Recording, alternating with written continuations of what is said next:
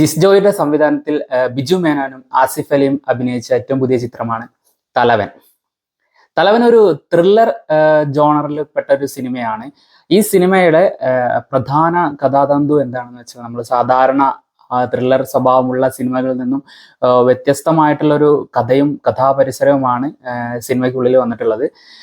പോലീസുകാർ സാധാരണഗതിയിൽ ഒരു ത്രില്ലർ വരുന്ന സമയത്ത് പോലീസുകാർ ഒരു ഹൈഡ് ആൻഡ് സീക്ക് പരിപാടിയായിരിക്കാം.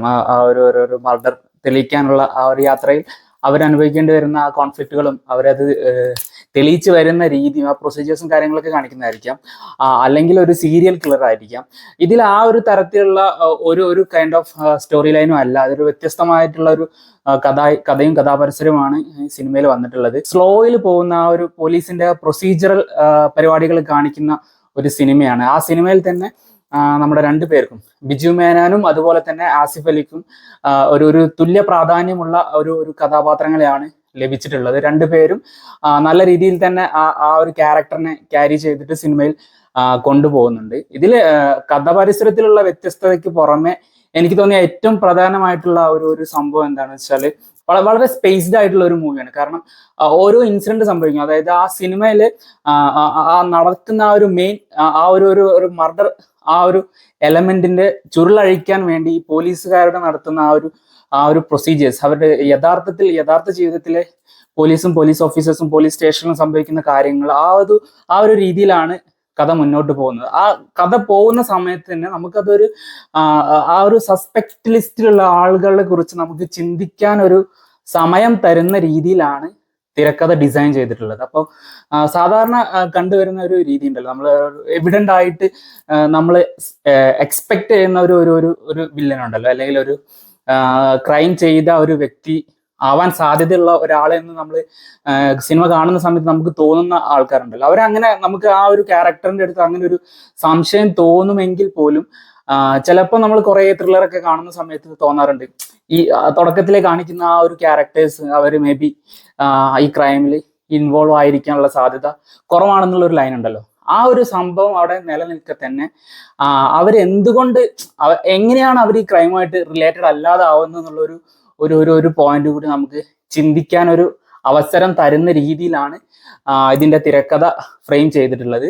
ആ ഓരോ കോൺഫ്ലിക്റ്റിനടക്കം ഈ പറഞ്ഞ പോലെ നമുക്ക് ആ ഒരു ചിന്തിക്കാനുള്ള ഒരു സമയം കിട്ടുമ്പോൾ നമ്മൾ കൂടി ഒരു ഇൻവോൾവ് ആവുന്ന രീതിയിൽ നമുക്ക് ഈ സിനിമ എൻജോയ് ചെയ്യാൻ പറ്റും. പിന്നെ ഈ കഥയിൽ പെർഫോമൻസിന്റെ കാര്യത്തിൽ എനിക്ക് ഏറ്റവും കൂടുതൽ ഇഷ്ടപ്പെട്ടത്, എല്ലാവരും അവരുടെ ഒരു റോള് നന്നായിട്ട് ചെയ്തിട്ടുണ്ട്. നമ്മുടെ അനുശ്രീ ഒരു കഥാപാത്രത്തെ അവതരിപ്പിച്ചിട്ടുണ്ട്. അദ്ദേഹത്തിന്റെ ആ കഥാപാത്രത്തിന്റെ ആ ഒരു ഇമോഷണൽ സൈഡ് കറക്റ്റായിട്ട്, അല്ലെങ്കിൽ അത്രത്തോളം ഇന്റൻസിറ്റിയോട് കൂടി, അല്ലെങ്കിൽ ആ വ്യക്തി അനുഭവിക്കുന്ന ആ ഒരു ബുദ്ധിമുട്ടുകൾ കാര്യങ്ങളും അഭിനയിച്ച് ഫലിപ്പിച്ച് നമ്മളുടെ പ്രേക്ഷകരുടെ ഉള്ളിലോട്ട് എത്തിക്കുന്ന രീതിയിൽ ചെയ്യാൻ അനുശ്രീക്ക് സാധിച്ചിട്ടുണ്ട്. പിന്നെ വ്യത്യസ്തമാർന്ന ഒരു ബോഡി ലാംഗ്വേജും അതുപോലെ തന്നെ ഒരു ഡയലോഗ് ഡെലിവറി ഒക്കെ ആയിരുന്നു നമ്മുടെ നായകൻ ആസിഫ് അലി ഇതിൽ കൊണ്ടുവന്നിട്ടുള്ളത്. അതിലും ഒരു വ്യത്യസ്തത എനിക്ക് അനുഭവപ്പെട്ടു. ജിസ് ജോയ് അനുഭവിക്കുന്ന ഒരു പ്രധാന ട്രോൾ എന്താണെന്ന് വെച്ചാൽ നന്മമരം ക്യാരക്ടേഴ്സ് അല്ലെങ്കിൽ ഫീൽ ഗുഡ് കൈൻഡ് ഓഫ് സിനിമകളാണ് അദ്ദേഹം മെയിനായിട്ട് പുൾ ഓഫ് ചെയ്യാറുള്ളത്. ഈവൻ ദോ ബൈസിക്കിൾ തീവ്സ് എന്ന് പറഞ്ഞ ഒരു സിനിമ അവിടെ നിൽക്കുമ്പോൾ തന്നെ അങ്ങനെ ഒരു ട്രോൾ എലമെന്റ് അദ്ദേഹത്തിന് നേരെ വരാറുണ്ട്. ആ ഒരു സംഭവത്തിനെ, ഒരു ട്രോളിനെ മൊത്തത്തിൽ പൊളിച്ചെഴുതുന്ന രീതിയിലുള്ള ഒരു മേക്കിംഗ് ആണ് നമ്മുടെ ജിസ് ജോയുടെ ഭാഗത്തു നിന്ന് വന്നിട്ടുള്ളത്. ഓരോ 10 മിനിറ്റിനിടയിലും നമുക്ക് ഒരു ഹൈ തരുന്ന ഒരു പോയിന്റ് ഉണ്ടാവുമായിരുന്നു.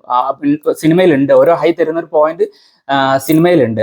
ആ ഒരു സംഭവം നമ്മളെ സിനിമയിൽ പിടിച്ചിരുത്തുന്നതിൽ വലിയൊരു പങ്ക് വഹിച്ചിട്ടുണ്ട്. നമുക്ക് സിനിമ അവസാനം വരെ കാണാനുള്ള ഒരു പ്രേരണ ഉണ്ടാവും. ഞാൻ ഒരിക്കലും എക്സ്പെക്ട് ചെയ്യാത്തൊരു രീതിയിലുള്ള ഒരു എൻഡിങ് ആയിരുന്നു സിനിമയ്ക്ക് ഉണ്ടായിരുന്നത്.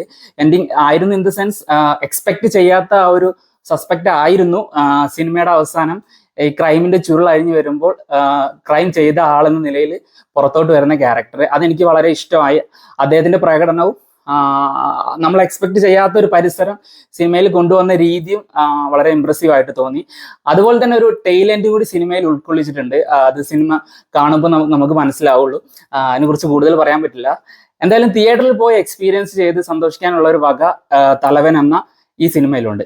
എല്ലാവരും എന്തായാലും തിയേറ്ററിൽ തന്നെ പോയി സിനിമ കണ്ട് നിങ്ങളുടെ അഭിപ്രായം കമന്റ്സ് ആയിട്ട് രേഖപ്പെടുത്തുക. Okay, by.